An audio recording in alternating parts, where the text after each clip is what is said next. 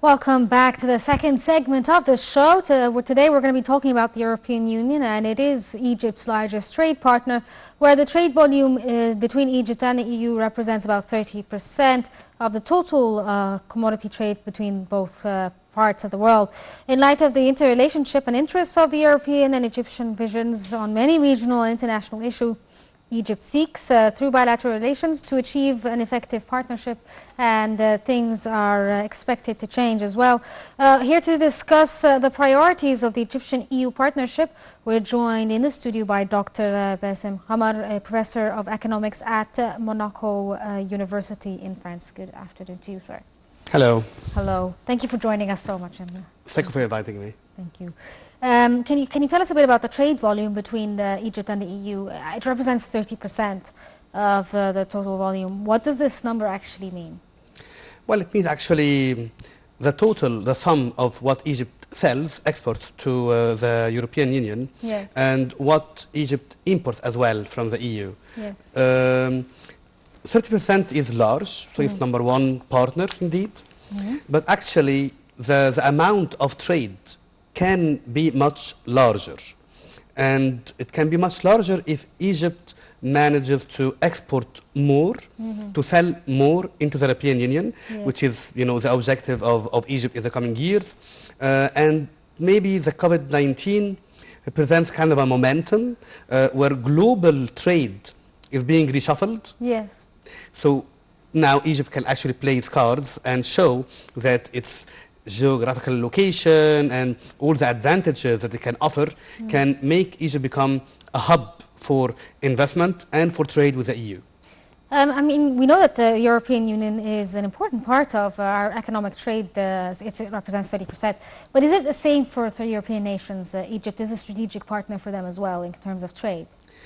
It's not as large as it should be normally. Yes. So if you make a comparison, for example, between Egypt and Turkey, yes, well, Egypt is a much larger partner to the EU. Yes. Certainly, having borders with the EU, being member of the EU trade agreement, yes, facilitates access of Turkish merchandise to Europe. Yes. But nowadays, with all the logistics, with advancement in shipping and so on, Egypt still, have a much better endowment of natural resources, of capabilities of production that can make it normally a legitimate, more important partner to the EU. So yes, actually, we can play a much bigger role vis-a-vis the EU and become a stronger partner in volume. Yes. But strategically, Egypt is, the gate to many things. The gate to Africa. Yes. Definitely, for Eastern Africa, the gate to the Arab world, to the Gulf, and the gate, through the Suez Canal to Asia, definitely. So, and now with gas production and exploration and exports, Egypt as well is becoming more and more strategic, if you like, more important to the EU than before. So it's a very important position Egypt is in that can grow and can just flourish much better. Egypt signed the Egypt-EU Association Agreement in June of 2001, yep, which is part of the parcel of the European Neighbourhood Policy, known as ENP. But only in 2015 did Egypt and the EU mechanisms establish to push these relations. How do you see this process of shaping the economic ties between the two parties, and why did it take so long to do this? It's a very good question, actually. This, what we call the Euro-Mediterranean Initiative, yes, started back in 1994, 1995, yes, on the back of the Oslo Agreement and the peace process between Israeli and Palestinian. yes, And the idea of Europe actually was to create a zone of peace around the Mediterranean, driven by economic development. So it's a very interesting objective, great. Sorry. But then when it started materializing, the first step of it was having a free trade agreement. yes, And which means that actually Egypt will have free access without any customs to the European market, but as well that Egypt will have to dismantle, remove all barriers to importing from the EU. yes. And Egypt is a very large market. Talk about nowadays 100 million plus consumer, potential consumer, which actually made it more advantageous for the EU than for Egypt. Because Egypt already at some point, at some level, had this preferential access to the EU market even before the agreement. Yes. So what was the main kind of use of additional, except from showing stronger ties and deepening the relationship and attracting more foreign direct investment, European investment, to come to produce in Egypt for the European market, what we call the deep integration. Yes. So the idea was to try to, well, let's do this free trade area so we can attract foreign direct investors, maybe even from Asia or from wherever, to come and produce in Egypt for the European market. Yes. But it did not really play as we expected for many reasons. One of them is something very technical called rules of origin. So you have to show, for example, to have this free trade access to the EU, that something like 50% of the value added to a product was made in Egypt. Yes. So how can you capture it and so on? So it was not that easy for the producer actually. So the country will have a very nice agreement, but when you nail it down to the producer, they don't have the level of sophistication to prove that the value added is more than 50%. So they missed lots of opportunities.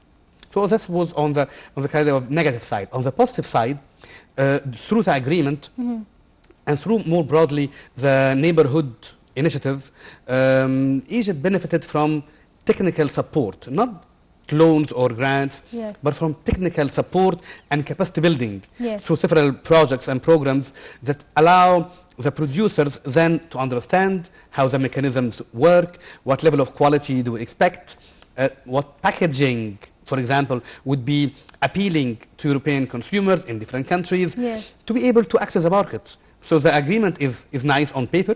It can be very useful on the ground, but if you don't know how to make good use of it, you lose the advantage, actually. Yeah, which brings me to the next idea. Is the government working on this in technical training when it comes to the large producers so that they can, show that this is 50% made in Egypt and, export their products to Europe? Well, the government tries to play the role, actually. But there is maybe one issue. So we have very interesting associations and NGOs, actually, government entities, just dedicated to this, increasing the awareness of producers and market players and allowing them to get the right capacity to export and to make use of the agreement. But maybe there is a lack of communication. When you go and speak to the producer, and we do some surveys for small and medium enterprises, for example, or even large ones, they don't know that such entities exist. They just don't know. If they just knew about it, and we have a promotion campaign, marketing campaign to tell them, well, if you want to export, go to this agency. If you want to export to the EU, they will guide you, they will help you, they will facilitate, make your life easier, kind of. So, but they just don't know that, and they say, well, I would love to export, but I don't know how. So lack of knowledge in this area of knowledge of the existing facilities is an issue. Other than, mass production, factories and all of that, when it comes to things like, local businesses or small businesses, like for instance, exporting local products from Siwa and things like that, do you think this has to do or is similar to like the idea of fair trade that you can see in other countries as well, like they get exports from a country and say it's fair trade, so the person that did this, it's a local business, they got the fair price. Is this something that's on the table as well? Absolutely. Actually, it's a global trend to have more, fair trade, fair production. But also there is a movement toward more engagement and involvement of minorities, if we can say it, like women in business, empowering women. And the issue is that women are actually on the job market, but they are informal. And then they don't have any social protection. They don't have any job protection. They can lose their job and then they lose their income. And this is a big issue, actually, that we all are aware of it and we didn't really know how to handle it. So through this fair trade, umbrella, if you like, there's many initiatives on trying how to involve women and empower women, and but not only women, you know, remote areas like you mentioned, Siwa or Upper Egypt. How we can make sure that those producers who are very talented, who have an exceptional product to sell and to promote, can have the right training, the right skills, be able to export and to promote and to get a fair revenue out of the production. Yes. So this is a full program that the EU is supporting through different entities. So, for example, aside from me being Professor of Economics at University of Monaco, Yes. I am the Chief Economist for the European Bank Yes. for Reconstruction and Development, which is one of the arms of the EU on promoting these values. How Yes. can we make investment in Egypt greener, Yes. more environmentally sustainable? Yes. How can we empower women? How can we access investment to remote areas? All these are European values that I try to promote through different NGOs and agencies, entities who are on the ground working in different countries, but also through multinational organizations like the European Bank or the World Bank, IMF and else. On the sidelines of the Economic Development Conference that took place in Sharm el-Sheikh in 2015, a unified support framework memorandum was signed and the partnership priorities for 2017 to 2020 was adopted during the meeting between the EU and Egypt. Why is this partnership significant, and how does it differ from the previous signings that they've had?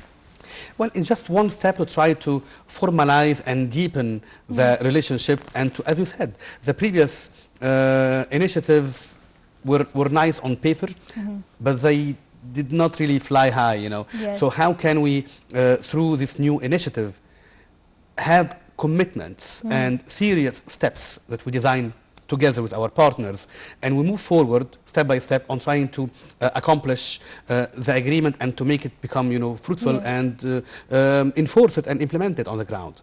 So this was actually how to transform what we have been discussing into concrete steps, concrete actions with concrete results, if you like. Which brings me to the next idea, that the main focus of the memorandum, as far as I understand, is that it was on Egypt, you know, sustainable modern development and social development. These are big words, but what do they actually mean? Yeah. So when we talk about sustainable development, you know, you can produce and you can pollute by producing. Yes, exactly. And then, well, some producer will just make some wealth, and they will leave the country and the area polluted and inhabitable for the next generations, which is against human rights, if we can say it. So the idea is how to make sure that moving forward with Egypt strong need for economic development and job creation, we do not get being tempted by investing in projects that will have, you know, negative environmental environmental effects. So we want it to be green. What do you mean by green? Green is a nice word, you know. But for example, the massive production of energy in Egypt that comes from renewable energy. If you remember, 8 years ago, we had shortages in electricity supply, several hours per day. We don't see it at all now. And most of this comes from sustainable sources, like the solar park that was built in Binban near Aswan, which is one of the largest in the world, if not the largest, one of the largest in the world, and all these wind farms that have been built around the country to benefit from natural resources and to produce energy in a cheaper way. So it's cheaper. Yes, even it is. It's not just more expensive, it's it's cheaper and it's sustainable. So it's kind of a win-win. So, but how can we come to the knowledge and technology to be able to do this, actually? This is where the European Union and other partners step in. They provide the right technical assistance, so the government will understand how can they buy the electricity from private producer, it's a private investment. How can they price it? How can they make use of it? How they can license it in an efficient way to maximize the revenue to the government and to have a successful project. This is something that we all learn about. It's a new field. So the EU here provided a significant grant to the Egyptian government to step up capacities and to get them to understand how all this technology, this is one example, you know, how to make the economy more sustainable by making it greener, less But that's polluting. the goal. 2050 is supposed to be zero emissions, generally speaking, for most countries in the world. Hopefully. Yes, hopefully, hopefully. Hopefully. 2050 is, you know... It's a big target. It's ambitious, but hopefully we'll get there Hopefully, one day. hopefully, absolutely. The EU and Egypt agreed to cooperate in advancing socio-economic goals that were set by Egypt, you know, Egypt's vision for 2030. Yes. And these are in line with the UN, you know, social development goals as well, absolutely. and sustainable development goals. Yes. Why are the social and environmental dimensions important, and why, like we were talking about, obviously the environmental factor is very important, but why does it contribute to society as well, not just in terms of keeping the environment safe? Absolutely. Yeah, more importantly, the human. Yep. Yes, yes. How does this socially affect people when you're greener? Well, you know, let us go back in time, something like 10 years ago, when we had the Egyptian uprising in 2011. Just before, actually, 2008, 9, and 10, growth rates in Egypt were very high, something like 6 or plus 6%. Debt was declining, so the macroeconomic situation was quite okay. Yes. And by international standards, the International Monetary Fund, World Bank, you name it, thought that Egypt was doing very well, actually, growing fast, employment is declining, but on the ground, in reality, poverty was very high. Poverty was high in remote areas. Wages did not increase despite this high growth. And then we had the revolutions in Tunisia, which was also doing quite okay on the macroeconomic level, and in Egypt. So it was kind of a surprise to the world and to international organizations to see, well, we thought things were okay. What's wrong? What is wrong is that this economic model, this growth model, creates wealth, but does not trickle down to the entire society. Yes. So it was a wake-up call to the entire world, actually, not only to our countries or to Egypt. So the model had been rethought. Well, if there is a failure and this growth is not generating wealth to everybody, how can we create this new sustainable model where actually human being is put up front? Yes. How can we make the largest part of the population better off, increase welfare, not through redistribution, but through providing them with decent jobs. Yes. A good job, well paid, in good normal working environment, that should be fine. And by the way, if you look at advanced economies, you look at France, for example, you had massive demonstrations, what we call the gilets jaunes, the yellow jackets. Yes. You look at the elections in the US, they voted Trump, and so you see that there is a discontent globally from the way the economic, macroeconomic level was managed. Yes. So there is a need really to rethink this model and to see how can we put back human, not capital, human, actually, on the forefront of this model, and to see how can we make this growth model, economic development model, be But this brings me to another idea. If we're talking on a global level, does this mean that capitalism is a model that's no longer working for the world? Do you think that we're going to be moving to more of a social sort of model? I don't think it to be a social model in any way, but it's just a way of correcting some errors. Let's take the example of the global crisis in 2008. Banks kind of abused and started giving loans without double checking. It led to the collapse of banks, a banking system, a global crisis. Yeah, they were the ones who got saved in the end. I mean, the people that lost their jobs. Absolutely. People lost their jobs, lost their homes, kids were out of school. Exactly, the regular man.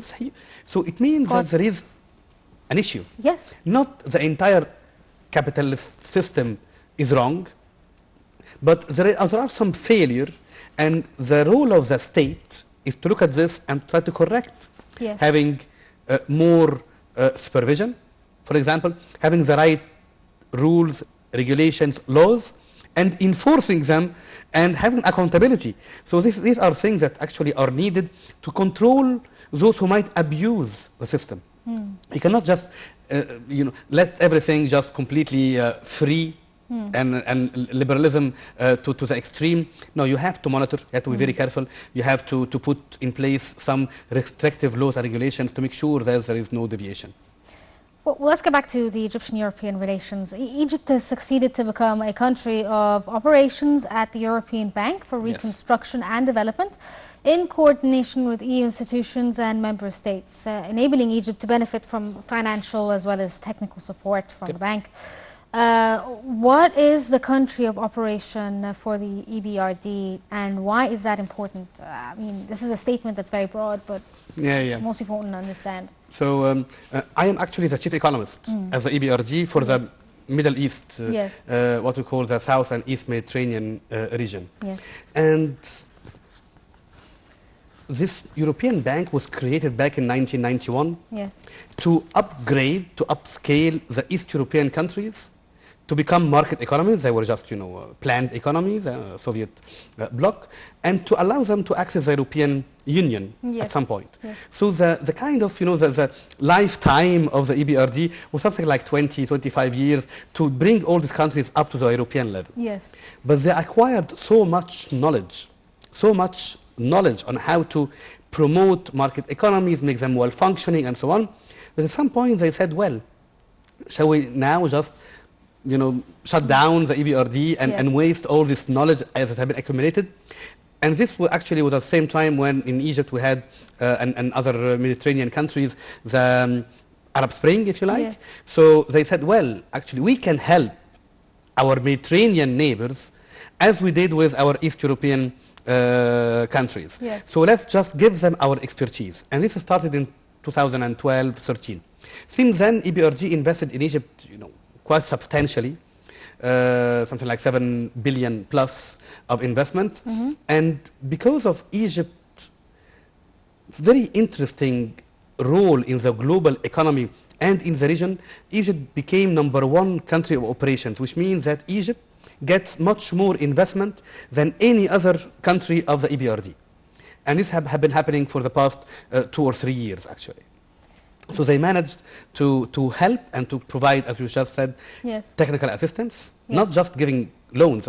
It's investment. It's investment in humans, in human and investment in private projects, investment in public government projects when it facilitates private investment. Because the main mandate of the EBRD is promoting private investment. So if you need, let's say, I don't know, a desalination project to help private investment, EBRD will help building it.